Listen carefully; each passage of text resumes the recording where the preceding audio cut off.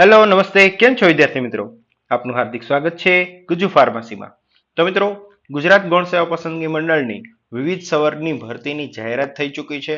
તેના ફોર્મ ભરાવાના પણ ચાલુ થઈ ગયા અને હવે ફોર્મ ભરાવાને માત્ર 4 થી 5 દિવસનો સમયગાળો જ બાકી છે। ફાર્માસિસ્ટની પરીક્ષાની તારીખ પણ જાહેર થઈ ચૂકી છે। અન્ય જે લેબટેક છે, એમપીએચડબલ્યુ છે, એફએચડબલ્યુ છે, એમની તારીખ પણ ટૂંક સમયમાં જ જાહેર કરી દેવામાં આવશે। તો જે પણ વિદ્યાર્થી મિત્રો તૈયારી કરી રહ્યા છે એમના માટે ખાસ સૂચના કે હવે ખૂબ જ ટૂંકો સમયગાળો બાકી છે। તો દરેક વિષયના આપણે જે પણ વિડીયો સેશન અહીંયા અપલોડ કરીએ એ જોતા જજો અને સાથે તમારી તૈયારી ચાલુ રાખજો। આજે આપણે અહીંયા ગુજરાતી ભાષા અને વ્યાકરણનું સેશન લેવાના છીએ। ગુજરાતી ભાષા અને વ્યાકરણ અને અંગ્રેજી આ બે ભાગ એવા છે કે જે આ ત્રણ સવર્ગની પરીક્ષાની અંદર કોમન હોય છે અને એમનો સિલેબસ પણ સરખો હોય છે। એટલે આપણે શરૂઆત ગુજરાતીથી કરી રહ્યા છીએ। આપણે થોડા દિવસ પહેલા આપણી જે ટેલિગ્રામ ચેનલ છે એના ઉપર અને વોટ્સએપ ચેનલ બંને ઉપર એક નોંધ મૂકેલી હતી, બરાબર। એમાં આપણે ગુજરાતી ભાષા અને વ્યાકરણની 100 પ્રશ્નોના સેટની એક ડેમો બુક અપલોડ કરી છે। સેમ ગુજરાતી ભાષાની જેમ આપણે ફાર્માકોલોજીની પણ એક ડેમો બુક અપલોડ કરેલી છે। જે પણ વિદ્યાર્થી મિત્રો આપણી યુટ્યુબ ચેનલની અંદર મેમ્બરશિપ જોઈન કરે છે તેમને આ 100 પ્રશ્નોની બુક એમને ડાયરેક્ટ ડીએમ કરવામાં આવશે। આ બુકની અંદર શું છે તો પંચાયત સેવા પસંદગી મંડળની અગાઉની જે પરીક્ષા હોય, પછી તે એમપીએચડબલ્યુ હોય, ફાર્માસિસ્ટ હોય, લેબટેક હોય કે અન્ય કોઈ પણ ભરતી હોય, એમાં ગુજરાતી ભાષા અને વ્યાકરણનો જે વિષય છે એને આધારિત જે પ્રશ્નો પૂછાઈ ગયેલા હોય એ પ્રશ્નોના એમાં જવાબ આપેલા છે। પ્રેક્ટિસ માટે પાછળના ભાગે OMR શીટ આપેલી છે જેથી તમે જાતે પ્રેક્ટિસ કરી અને પોતાનું સ્વમૂલ્યાંકન કરી શકો। અને એ બુકના એન્ડમાં અહીંયા આજે આપણે જે ચર્ચા કરવાના છીએ એ બુકમાં જે પ્રશ્નો લીધેલા છે એ જ પ્રશ્નોને આપણે તમે વિગતવાર એનું સમજૂતી સહિત જવાબ કઈ રીતે આવે એની લિંક પણ એ બુકમાં આપેલી હશે, બરાબર। બુક એટલે લેવાની છે તમારે કે જેથી તમે જાતે પ્રેક્ટિસ કરી શકો। અહીંયા તમે વિડીયોમાં જોશો એટલે દરેક ઓબ્જેક્ટિવ્સ એ કવર થઈ જ જવાના છે, પણ બુક હોય તો તમે જાતે પ્રેક્ટિસ કરી શકો, બરાબર છે। એકવાર વાંચી અને ફરીથી પ્રેક્ટિસ કરશો તો જ તમારું જે છે એમાં લેવલ જે છે અપગ્રેડ થશે અને તમને નવા પ્રશ્નો કયા પ્રકારના પૂછાય છે એ પણ આવડશે। ઓકે વિદ્યાર્થી મિત્રો, તો ચાલો આપણે ગુજરાતી ભાષા અને વ્યાકરણનો વિભાગ સ્ટાર્ટ કરીએ છીએ।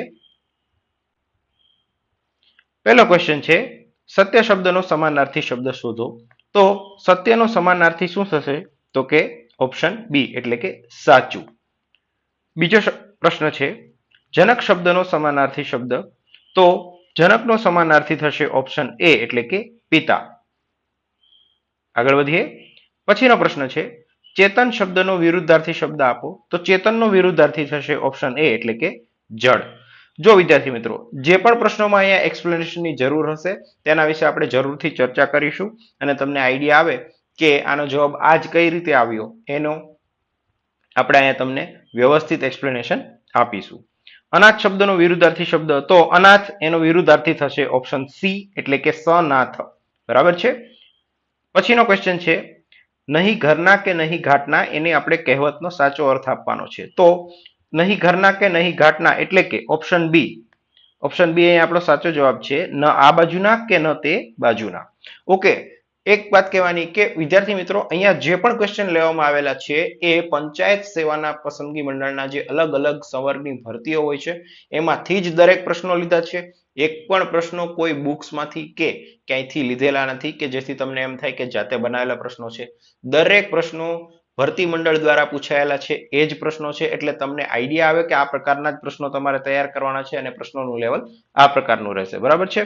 અલગ અલગ પ્રશ્નપત્રો તમે ડાઉનલોડ કરો અને પછી બધા પ્રશ્નપત્રોમાં કોઈ પણ એક વિષયના પ્રશ્નો તમે ગોતો તો તમારો પણ સમય વેડફાય એ ન થાય એના માટે જ આપણે એ બુક ખાસ તૈયાર કરેલી છે કે દરેક પ્રશ્નો એની અંદર એક સાથે આપી દીધેલા છે। 100 પ્રશ્નોનો એક ભાગ એવા અલગ અલગ દરેક વિષયની અંદર 3 થી 4 ભાગ આપણે પરીક્ષા આવે એ પહેલા બહાર પાડીશું તો જેથી તમને ફાયદો થાય, બરાબર છે। આગળ વધીએ। આપેલ કહેવતનો સાચા અર્થવાળો વિકલ્પ પસંદ કરો। ધીરજના ફળ મીઠા, બરાબર। તો ધીરજના ફળ મીઠા એનો સાચો જવાબ થશે ઓપ્શન એ એટલે કે ધીરજ રાખવાથી હંમેશા સારું પરિણામ આવે છે। ઓકે, પછીનો પ્રશ્ન છે ઉજાસ શબ્દનો વિરુદ્ધાર્થી આપવાનો છે। તો ઉજાસનો વિરુદ્ધાર્થી થશે ઓપ્શન બી એટલે કે અંધકાર। રંક શબ્દનો વિરુદ્ધાર્થી આપવાનો છે. બરાબર, તો રંક એટલે શું થાય? તો કે રંક એટલે કે ગરીબ, તો એનો વિરુદ્ધાર્થી થશે રાજા. રાજા એટલે કે ઓપ્શન ડી રાય. બરાબર, તો રંકનો વિરુદ્ધાર્થી થશે ઓપ્શન ડી. પછીનો પ્રશ્ન છે અદ્યતન, એનું વિરુદ્ધાર્થી આપવાનું છે, તો અદ્યતનનું વિરુદ્ધાર્થી થશે ઓપ્શન ડી એટલે કે પુરાતન.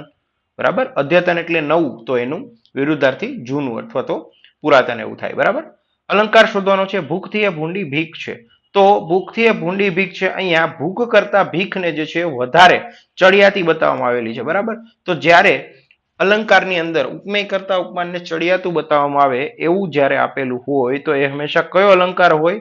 તો કે એ હંમેશા વ્યતિરેક અલંકાર હોય. કયો અલંકાર હોય? તો કે વ્યતિરેક અલંકાર. ઓપ્શન સી અહીં આપણો સાચો જવાબ છે. આગળ વધીએ. પછીનો પ્રશ્ન છે સજીવારોપણ અલંકારનું ઉદાહરણ શોધો. તો અહીંયા 4 અલગ અલગ પંક્તિઓ આપેલી છે, એને આપણે જોઈએ. ઓપ્શન એ છે છાયા તો વડના જેવી, ભાવ તો નદના સમ. બરાબર, તો અહીંયા એવો કોઈ અલંકાર છે એવું દેખાતું નથી. અને જે અલંકાર ઓળખવાનો જે શબ્દ છે કયો છે? તો કે જેવી. હવે જેવા, જેવી, જેવું એ હોય ત્યારે હંમેશા કેવો હોય? તો કે ઉપમા અલંકાર હોય છે. બરાબર, એ વપરાયેલો હોય છે. પછીનો ઓપ્શન છે એમાં પણ એવું છે કે દેવોના ધામ જેવું હૈડું જાણે હિમાલય. બરાબર, તો એમાં જાણે શબ્દ આપેલો છે અને આપણને ખબર છે કે જ્યારે જાણે રખે શકે શબ્દ આવે તો હંમેશા ઉત્પ્રેક્ષ અલંકાર હોય, એટલે એ પણ આપણો ઓપ્શન નથી. ફાગણ આવ્યો હે સખી કેશુ ફૂલ્યા રસાળ. બરાબર, તો આ ઓપ્શન છે એ રૂપક અલંકારનું ઉદાહરણ છે. બરાબર, તો ઓપ્શન એ બી સી આપણા સાચા જવાબ અહીંયા નથી. આપણને શું કીધું છે કે સજીવારોપણ, તો સજીવારોપણ એટલે કે જે માનવીય ભાવ છે. બરાબર, અથવા તો કોઈ પણ નિર્જીવ વસ્તુની અંદર સજીવ જે છે જીવ જેવા ગુણોનું આરોપણ કરવામાં આવે તો ત્યારે હંમેશા સજીવારોપણ અલંકાર બનતો હોય છે. તો અહીંયા શું કીધું છે કે સૂતો રવિ જલ્દી માહી લપાઈ રાત. બરાબર, સૂતો રવિ. બરાબર, સૂર્ય જે છે ખરેખર ક્યારેય સૂતો નથી, પણ એને શું કીધું કે સૂતો રવિ એટલે કે સૂર્ય સૂતો છે એવી વાત કરવામાં આવી છે. સૂર્યને માનવીય ગુણોનું આરોપણ કરવામાં આવ્યું છે. બરાબર, તો અહીંયા એ રીતે આપણને સજીવારોપણ અલંકારનું ઉદાહરણ અહીંયા ઓપ્શન ડી છે આપણો સાચો જવાબ છે. ઓકે, પછીનો પ્રશ્ન છે અલંકાર શોધો. ફાગણ આવ્યો હે સખી કેશુ ફૂલ્યા રસાળ, હૃદયને ફૂલી રાધિકા ભમર કનૈયોલાલ. બરાબર, તો એમ કીધું છે કે ફાગણ આવી ગયો છે સખી અને કેસુડાના ફૂલ જે છે રસાળ થઈ ગયા છે અને ખીલી ઉઠ્યા છે, પણ છતાંય રાધિકા જે છે ફૂલી નથી, હૃદયથી ખુશ નથી થઈ. શું કામ?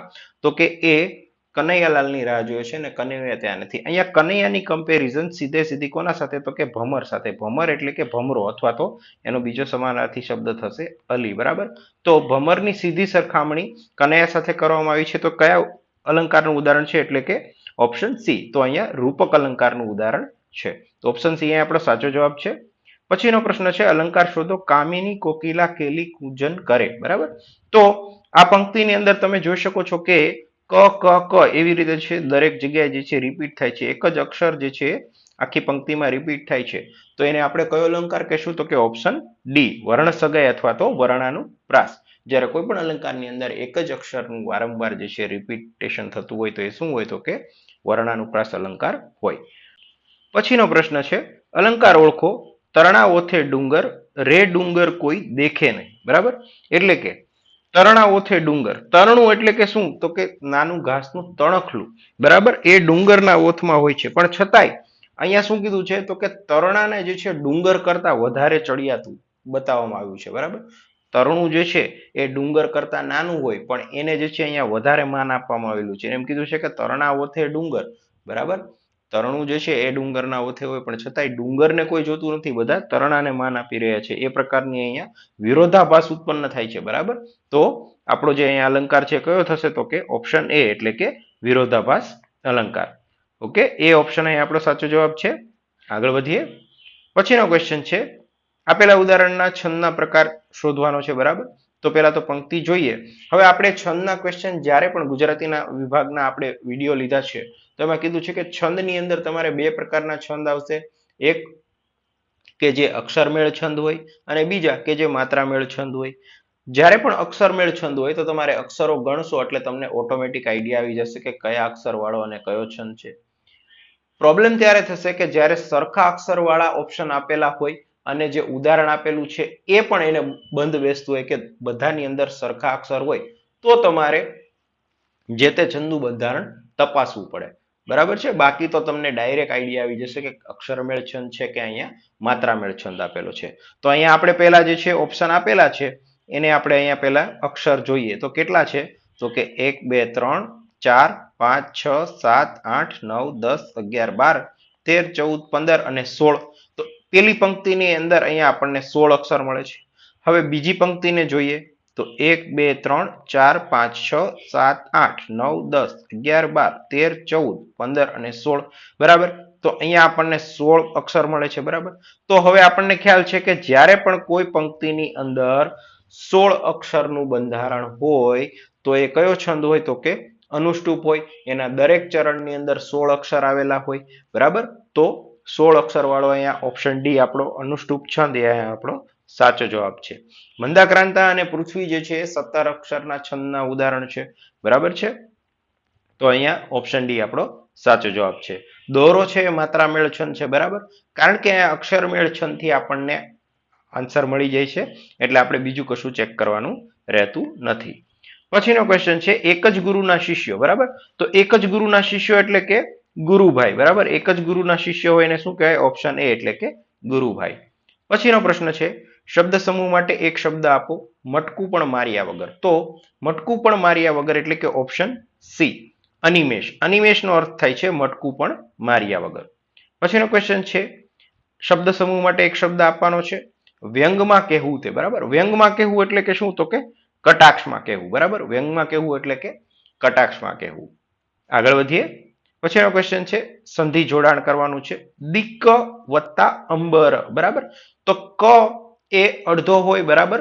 અને સાથે અ અનુસ્વાર સાથે હોય એનું જોડાણ થાય તો એ શું બનશે તો કે એ બનશે ગ અને એની સાથે અનુસ્વાર. બરાબર.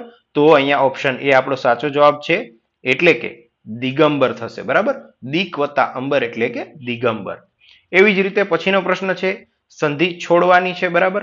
તો સજ્જન છે એની સંધિ છોડીએ તો શું થશે તો કે સ પછી ત એ હલંત. બરાબર.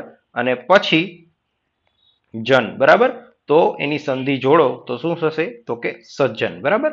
તો ઓપ્શન ડી અહીંયા આપણો સાચો જવાબ છે. ક્લિયર છે વિદ્યાર્થી મિત્રો? કોઈ પણ ક્વેશ્ચનની અંદર ડાઉટ હોય તો ક્વેશ્ચનનો નંબર નાખી અને નીચે કોમેન્ટ કરજો. આપણે નેક્સ્ટ સેશનમાં એ ક્વેશ્ચન સ્પેશિયલી લઈ લઈશું. બરાબર છે. આગળ વધીએ. ભગાના ભાઈ જેવું કરવું એટલે કે મૂર્ખતા ભર્યું કામ કરવું. ઓપ્શન એ આપણો સાચો જવાબ છે. ભગાના ભાઈ જેવું કરવું એટલે કે મૂર્ખતા ભર્યું કામ કરવું. તલવાર શબ્દનો સમાનાર્થી શબ્દ આપો તો તલવાર શબ્દનો સમાનાર્થી થશે ઓપ્શન એ એટલે કે ખડગ એવું થશે. બરાબર. ખડગ એટલે કે તલવાર. આગળ વધીએ. પછીનો ક્વેશ્ચન છે ખેરાતનો સમાનાર્થી આપવાનો છે. તો ખેરાત એટલે શું થશે તો કે ઓપ્શન ડી ખેરાત એટલે કે પુણ્ય. બરાબર. ખેરાત એટલે પુણ્ય. ફરી એક સમાનાર્થીનો ક્વેશ્ચન છે ગરજ શબ્દનો સમાનાર્થી આપવાનો છે. તો ગરજ એટલે શું થાય તો કે ઓપ્શન બી એટલે કે સ્વાર્થ. બરાબર. ગરજ એટલે કે ઓપ્શન બી એટલે કે સ્વાર્થ. હવે જો દરેક ક્વેશ્ચન જોશો તમને તો એમ લાગશે કે એકદમ ઈઝી ક્વેશ્ચન છે અથવા તો ક્વેશ્ચનનું આ જ લેવલ હશે. તો હા, જે સવરની ભરતી છે બધી ક્લાસ 3 માટે છે. બરાબર. અને ગુજરાતી ભાષા અને વ્યાકરણ માટે આ પ્રકારનો જ સિલેબસ છે એટલે તમારે આવા જ પ્રશ્નો આવવાના છે. બરાબર. આનાથી વધારે લેવલ પણ નહીં હોય. બરાબર. અને એવા કોઈ ક્વેશ્ચન પણ નહીં હોય કે જે જોઈને તમને એમ થાય કે આવો ક્વેશ્ચન આપણે જોયો નથી. ઓકે વિદ્યાર્થી મિત્રો, તો આ સેશનને એકદમ ધ્યાનથી જોજો. આગળ વધીએ. પછીનો ક્વેશ્ચન છે શબ્દનો સમાનાર્થી શબ્દ આપવાનો છે ધૂન. બરાબર. તો ધૂન એટલે શું થાય તો કે ધૂન એટલે કે ઓપ્શન સી એટલે કે ઘેલછા અથવા તો ઈચ્છા. આપણે નથી કહેતા કે એને કોઈ વસ્તુની ધૂન લાગી છે. બરાબર. તો ધૂન એટલે કે ઈચ્છા અથવા તો ઘેલછા. તો ઓપ્શન સી અહીં આપણો સાચો જવાબ છે. ઓકે વિદ્યાર્થી મિત્રો, તો આ સેશનની અંદર આપણે ટોટલ 25 ક્વેશ્ચન કવર કર્યા છે. જે બુકની અંદર 100 ક્વેશ્ચન છે એમાંથી આપણે 25 ક્વેશ્ચન અહીંયા લઈ લીધા છે. બીજા વિડીયોની અંદર આપણે પાછા નેક્સ્ટ 25 ક્વેશ્ચન લઈશું. એવી રીતે એક્ઝામ પહેલા ટોટલ 300 ક્વેશ્ચન તમારી સામે ગુજરાતી વિષયના આપણે રાખીશું. એવી જ રીતે ગણિતમાં તો તમારે અહીંયા બહુ ટૂંકો સિલેબસ આપેલો છે. બરાબર. એટલે એના માટે બહુ ચિંતા નથી કરવાની. પણ જે બીજા વિષય છે ઇંગ્લિશ છે, પછી જનરલ નોલેજ છે અને જે કરંટ અફેર્સ ને એ આવે છે તો એના ક્વેશ્ચન આપણે મેક્સિમમ તમને મળી રહે એના માટે ટ્રાય કરીશું. બરાબર છે. તો જો આ વિડીયો તમને ગમ્યો હોય બરાબર તો વિડીયોને લાઇક કરજો, તમારા અન્ય વિદ્યાર્થી મિત્રો સાથે શેર કરજો જે હજુ પણ પરીક્ષાની તૈયારી કરી રહ્યા હોય, જેમને ફોર્મ ભરવાનું બાકી હોય તેમને કહેજો કે ફોર્મ કઈ રીતે ભરવું એનો આપણે વિડીયો મૂકી દીધો છે. 5 દિવસ બાકી છે. ફોર્મ ભરવામાં કોઈ પણ પ્રકારના પ્રશ્નો હોય તો અમારો કોન્ટેક્ટ જરૂરથી કરજો. ફરી મળીશું એક નવા વિડીયોમાં. Thank you very much.